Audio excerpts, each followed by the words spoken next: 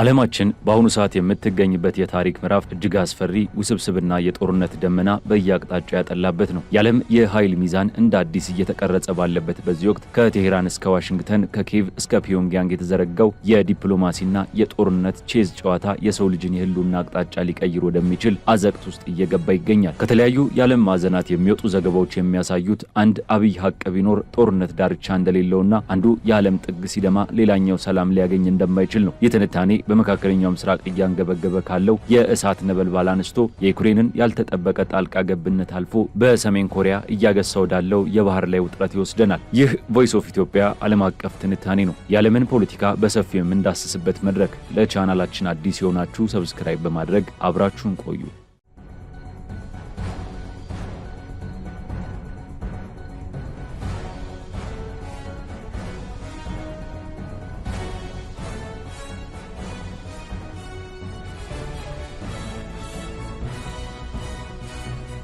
በመካከለኛው ምስራቅ ምድር በተለይም በኢራን ሰማይ ስር የሚታየው ትዕይንት የጥፋት ፊልም እንጂ የእውነት ዓለም ክስተት አይመስልም። በኢራኗ ታሪካዊ ከተማ ኢስፋሃን የሚገኘው የሩሲያ ቆንስላ ጽሕፈት ቤት በድንገተኛና ኃይለኛ ፍንዳታ መናወጡ የጦርነቱን አድማስ ወደ አዲስ ምዕራፍ ያሸጋገረ ክስተት ሆኗል። የቆንስላው ሕንፃ መስኮቶች መሰባበርና የዲፕሎማት መኖሪያ ቤቶች መናጋት ከሕንፃው መፍረስ ባሻገር የዓለም አቀፉን የዲፕሎማሲ የደህንነት ሕግጋት ከስሩ የነቀነቀ ነበር። የሩሲያ የውጭ ጉዳይ ሚኒስቴር ቃል አቀባይ ማሪያ ዛካሮቫ ይህንን ድርጊት የዓለም አቀፍ ሕግጋትንና የዲፕሎማሲያዊ ተቋማትን ደህንነት የሚጻረር ኃላፊነት የጎደለው ጥቃት ሲሉ በከፍተኛ ቁጣ ኮንነውታል። ሞስኮ ምንም እንኳን በሰው ሕይወት ላይ የደረሰ ጉዳት ባይኖርም ይህ ጥቃት በቀጥታ በአሜሪካና በእስራኤል ጥምረት የተሰነዘረ የጥፋት ማዕበል አካል መሆኑን አሳምራ ተረድታለች። ይህ ክስተት ሩሲያን ከመካከለኛው ምስራቅ ጦርነት ጋር ይበልጥ እንድትቆራኝ የሚያደርጋት አደገኛ ማስጠንቀቂያ ሆኖ አልፏል። የዚህ የጥፋት ማዕበል ሰለባ የሆኑት የዲፕሎማሲ ተቋማት ብቻ አይደሉም። ንጹሐን የኢራን ዜጎች በየዕለቱ የሚዘንበው የሚሳኤልና የድሮን ዝናብ ሰለባ ሆኗል። በአሜሪካና በእስራኤል የጦር ኃይሎች በቴህራንና በሌሎች ከተሞች በሚገኙ የነዳጅ ማከማቻዎች ላይ ያነጣጠረው ተከታታይ ጥቃት አካባቢውን ወደ እሳት አውድማነት ቀይሮታል። ከሚነደው ነዳጅ የሚወጣው መርዛማ ጭስና ኬሚካል ከደመና ጋር ተዋህዶ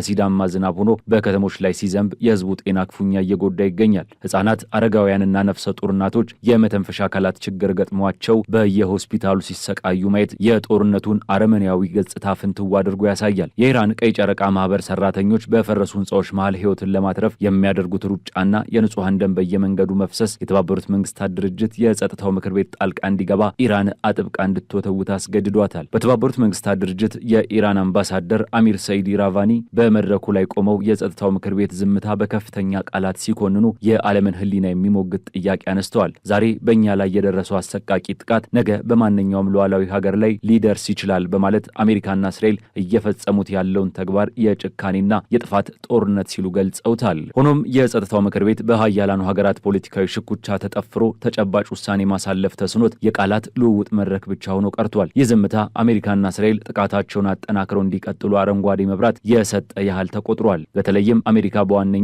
የመሰረተ ልማት አውታሮች እንደ አውሮፕላን ማረፊያዎችና የውሃ ማጣሪያ ተቋማት ላይ ያነጣጠረ ጥቃት መክፈቷ በሺዎች የሚቆጠሩ ንጹሐንን ለከፍተኛ የውሃ ጥምና የኑሮ መዛባት ዳርጓቸዋል። በሌላ በኩል ደግሞ የዶናልድ ትራምፕ አስተዳደር የጦርነቱን ቀጣይነት በተመለከተ የሚያስተላልፋቸው መልእክቶች እርስ በርስ የሚጣረሱና ውጥረትን የሚያነግሱ ናቸው። ፕሬዚዳንት ትራምፕ የኢራን ወታደራዊና የፖለቲካ አመራር እየተዳከመና ጦርነቱ በቅርቡ ሊያበቃ እንደሚችል በተለያዩ አጋጣሚዎች ቢገልጹም የመከላከያ ሚኒስትራቸው ፒት ሄግሴት ግን የተለየና እጅግ አቋም ያለው ዲስኩር ያሰማሉ። ኦፕሬሽን ኤፒክ ፊውሪ የተሰኘው ይህ ወታደራዊ ዘመቻ ማንም ሊያቆመው እንደማይችል፣ አሜሪካ የኢራንን ወታደራዊ አቅም ሙሉ በሙሉ እስከምታወድም ድረስ ወደ ኋላ እንደማትል ሄግሴት በቁርጠኝነት ተናግሯል። የዋሽንግተን አቋም ጦርነቱ ቶሎ ያበቃል ብለው ለጠበቁ ወገኖች ቀዝቃዛ ውሃ የቸለሰና የቀጣዮቹ ቀናት እልቂት የከፋ እንደሚሆን አመላካች ነው። ኢራን ግን እጇን አጣጥፋ አልተቀመጠችም። የውጩን ጥቃት ለመመከት ብቻ ሳይሆን የውስጥ ደህንነቷን ለማረጋገጥ የማያዳግም እርምጃ መውሰድ ጀምራለች።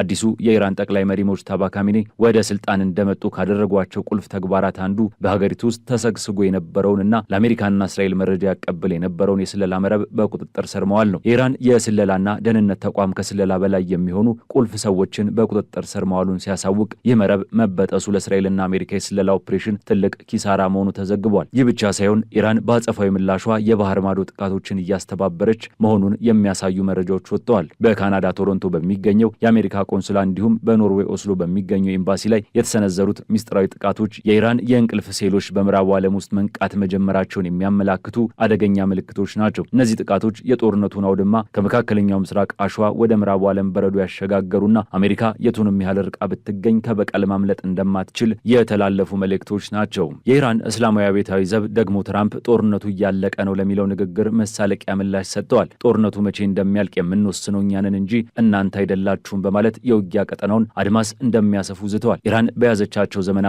የባለስቲክ ሚሳይሎች፣ የሃይፐርሶኒክ ቴክኖሎጂዎችና የድሮን መንጋዎች በመጠቀም በእስራኤል ሃይፋ ከተማና በዮርዳኖስ በሚገኙ የአሜሪካ ጦር ሰፈሮች ላይ ተደጋጋሚና አስደማሚ ጥቃቶችን ሰንዝራለች። ዘብ አጥባቂው የኢራን ጦር አሜሪካና እስራኤል ይህንን ጥቃት ካላቆሙ የሆርሙዝ ስትሬትን በመዝጋት አንድም ጠብታ ነዳጅ ከመካከለኛው ምስራቅ ወደ ዓለም አቀፍ ገበያ እንዳይወጣ እንደሚያደርግ ማስጠንቀቁ የዓለምን ኢኮኖሚ በከፍተኛ ድንጋጤ ውስጥ ከቱታል። በአንድ ሳምንት ውስጥ ብቻ አሜሪካ ለዚህ ጦርነት ከ6 ቢሊዮን ዶላር በላይ ማውጣቷ ሲሰላ የነዳጅ ዋጋ መናር ደግሞ በምዕራቡ ዓለም ኑሮ ውድነትን በማባባስ አሜሪካን በሁለት ቢላዋ እየሰነጠቃት ይገኛል። በመረጃው ጦርነት በኩልም ከፍተኛ የኢራን ባለስልጣን አሊ ራጃኒ በርካታ የአሜሪካ ወታደሮች መማረካቸውንና መገደላቸውን፣ ፔንታጎን ግን ይህንን ሀቅ ከህዝቡ እየደበቀ መሆኑን መናገራቸውን በዋሽንግተን የፖለቲካ ኮሪደሮች ውስጥ የጥርጣሬ መንፈስ እንዲፈጠር አድርጓል። በዚህ ሁሉ የጂኦፖለቲካዊ ትርምስ ውስጥ እጅግ አስገራሚና ያልተጠበቀ ሆኖ የተገኘው የዩክሬን ጣልቃ ገብነት ነው። ዩክሬን በገዛ ምድሯ ከሩሲያ ጋር ደም አፋሳሽና አውዳሚ ጦርነት ውስጥ እያለች የፕሬዝዳንት ቮሎዲሚር ዜሌንስኪ አስተዳደር የድሮን ባለሙያዎችንና የጸረ ድሮን ቴክኖሎጂዎችን ወደ መካከለኛው ምስራቅ መላኩ የዓለምን የፖለቲካ ተንታኞች ግራ አጋብቷል። አሜሪካ በኢራን ሻሂድ ድሮኖች ላይ ያላትን ተጋላጭነት ለመቀነስ የዩክሬንን የጦር ሜዳ ልምድ መፈለጓ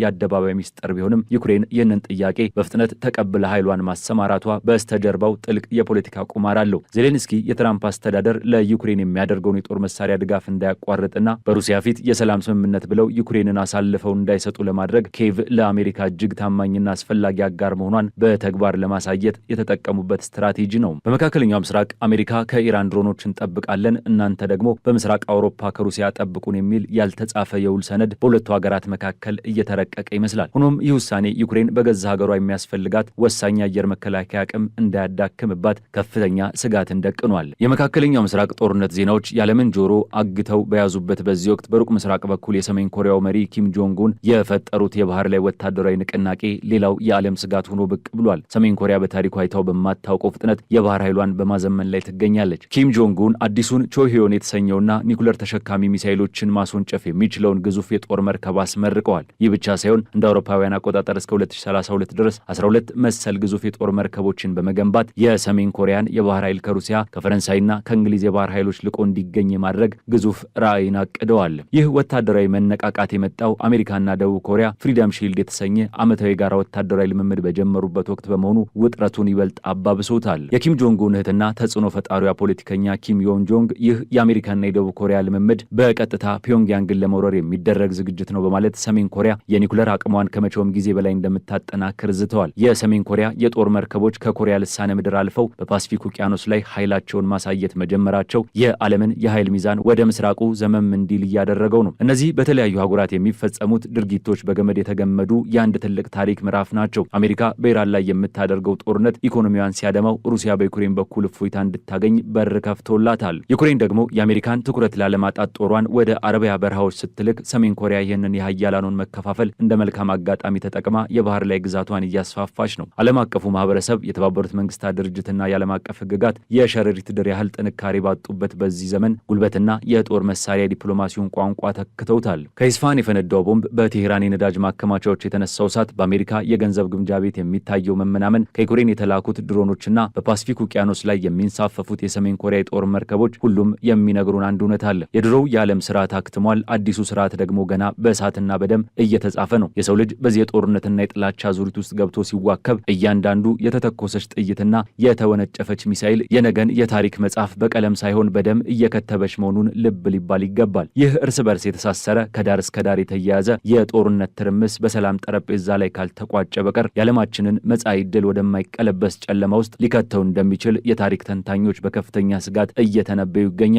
ይህ የጦርነት ቃጠሎ፣ የዲፕሎማሲ ክሽፈትና የሀያላን የሀያላን ሽኩቻ ማቆሚያው የት እንደሆነ ባይታወቅም መዘዙ ግን የሰው ልጅን የህልውና መሰረት የሚፈታተን የዘመናችን አስፈሪው ምዕራፍ መሆኑ አያጠያይቅም። በዚህ የደም ቀለም በሚጻፍ አዲስ የታሪክ ምዕራፍ ውስጥ የጦርነቱ ስልት ራሱ አስፈሪ የዝግመተ ለውጥን እያሳየ ይገኛል። የኢራን እስላማዊ አብዮታዊ ዘብ የጀመረው ወታደራዊ ዘመቻ ከስሜታዊነት የወጣና እጅግ ረቂቅ የሆነ የሂሳብ ስሌትን የያዘ መሆኑን የጦር መሳሪያ አጠቃቀማቸው ያሳያል። መጀመሪያ ላይ ቴሄራን ሻሄድ የተሰኘውን ርካሽና በብዛት የሚመረቱ አጥፍቶ ጠፊ ድሮኖችን እንደ ዝንብ በማዝነብ የአሜሪካንና የእስራኤልን ውድ የአየር መከላከያ ስርዓቶች ማዳከም መርጣ ነበር። የአንድ ሻሄድ ድሮን ዋጋ ከ$50,000 በማይበልጥ ሁኔታ አሜሪካ ይህንን ለማምከን የምትተኩሰው አንድ የፓትሪዮት ሚሳኤል $4 ሚሊዮን፣ የእስራኤል አሮ 3 ደግሞ $3 ሚሊዮን እንዲሁም የታድ ስርዓት ሚሳኤሎች እስከ $12 ሚሊዮን የሚያወጡ ናቸው። ይህ የኢኮኖሚ ደም መፋሰስ አሜሪካን በመጀመሪያው ሳምንት ብቻ $6 ቢሊዮን እንድታወጣ አስገድዷታል። ኢራን የጠላቶቿን የአየር መከላከያና የፋይናንስ አቅም በእነዚህ ርካሽ ድሮኖች ካሟጠጠች በኋላ አሁን ፊቷን ወደ ከባድና አውዳሚ ባለስቲክ ሚሳኤሎች አዙራለች። ከ1000 ኪሎ ግራም በላይ ፈንጂ ተሸክመው የሚምዘገዘጉት እንደ ኮራም ሻህርና ከይባር ሸካን የመሳሰሉ ግዙፍ ሚሳኤሎች ጥፋትን መሬት ላይ ለማውረድ የጀመሩት ዘመቻ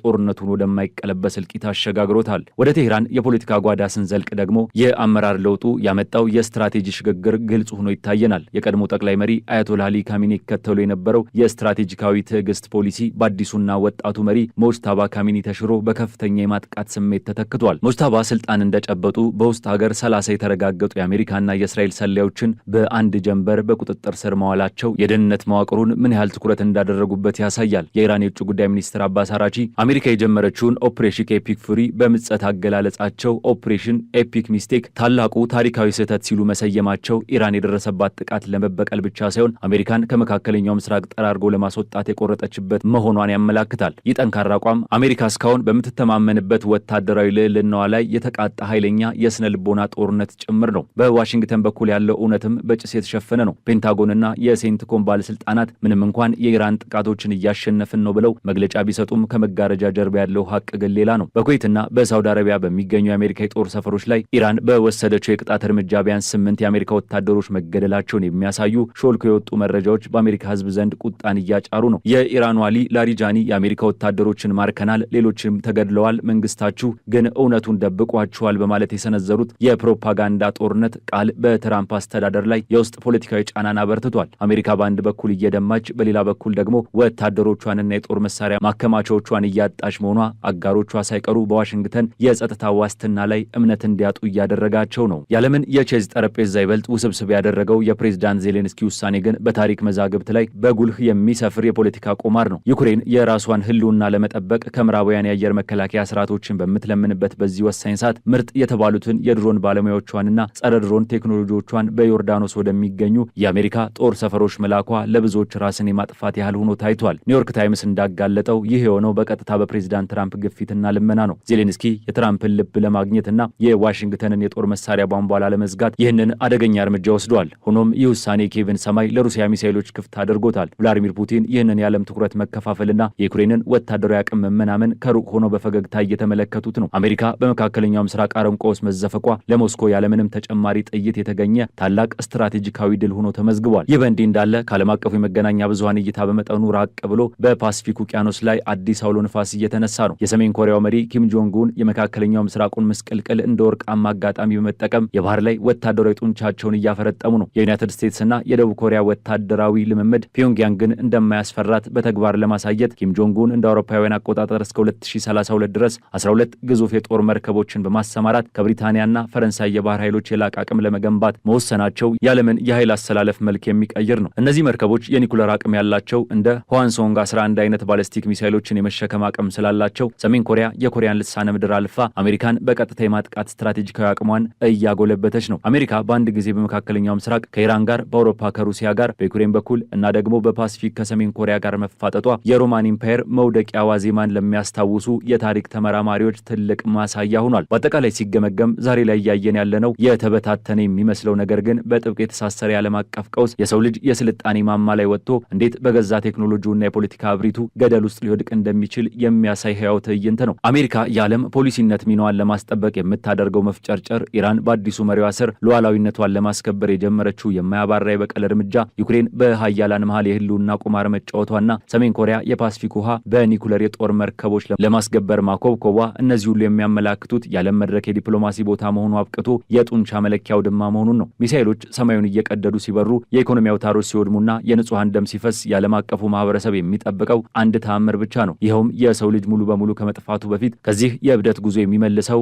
አዲስ የሰላም ስርዓትና ጤናማ የዓለም አቀፍ ግንኙነት እንዲፈጠር ነው። ካለበለዚያ ግን ይህ ከኢስፋሃን ተነስቶ እስከ ፓሲፊክ ውቅያኖስ የተዘረጋው የጦርነት ማዕበል የዘመናችንን ታሪክ በመጨረሻው ገጽ ላይ በደም አትሞ የሚጠናቀቅ ይሆናል። የዛሬው ዓለም አቀፍ ትንታኔያችን በዚሁ ተቋጨ። ስለተከታተላችሁን እያመሰገንን ለቻናላችን አዲስ የሆናችሁ ሰብስክራይብ በማድረግ ቤተሰብ እንድትሆኑ እንጋብዛለን። ከሰዓታት በኋላ በሌላ ዓለም አቀፍ ጉዳይ እስከምንገናኝ ሰናይ ጊዜ